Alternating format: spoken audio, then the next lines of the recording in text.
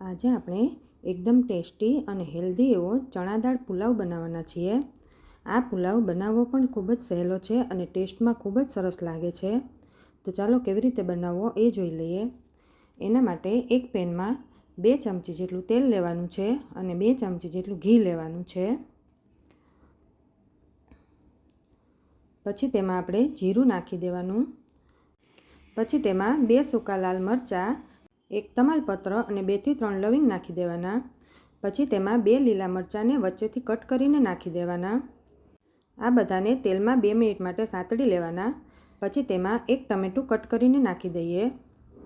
હવે તેને પણ આપણે 2 મિનિટ માટે સાતળી લેવાનું છે। પછી અડધો કપ ચણાની દાળને મેં 1 કલાક પહેલાં પલાળી દીધી હતી। હવે તે એડ કરી દઈએ। ચણાની દાળ આપણે પલાળીને એડ કરીએ તો જલ્દી ચડી જાય છે। પછી તેમાં મીઠું સ્વાદ પ્રમાણે એડ કરી દઈએ। પછી તેમાં થોડી હળદર એડ કરી દેવાની।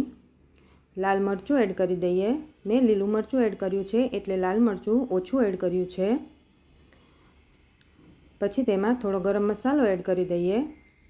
બધું સારી રીતે સંતળાઈ જાય પછી તેમાં 1 કપ બાસમતી રાઈસને 15 મિનિટ પલાળીને રાખ્યા હતા તેનું પાણી નિતારીને આપણે એડ કરી દઈએ। હવે તેને હળવા હાથે મિક્સ કરી લેવાનું છે। રાઈસને પલાળેલા હોય એટલે તૂટી જાય એટલે આપણે હળવા હાથે જ મિક્સ કરવાનું।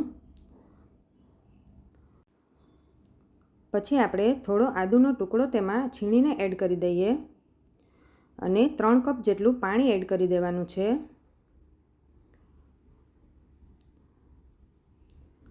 હવે આપણે રાઈસને એકદમ સ્લો ફ્લેમ પર ઢાંકીને 10 મિનિટ માટે ચડવા દેવાના છે।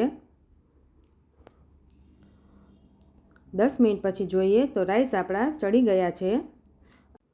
જો તેમાં નીચે થોડું પાણી લાગતું હોય તો પાછા 5 મિનિટ એને ચડવા દેવાના। અડધો લીંબુનો રસ એડ કરી દઈએ। થોડી કસૂરી મેથી એડ કરી દેવાની। કસૂરી મેથીથી સ્વાદ અને સુગંધ ખૂબ સરસ આવે છે।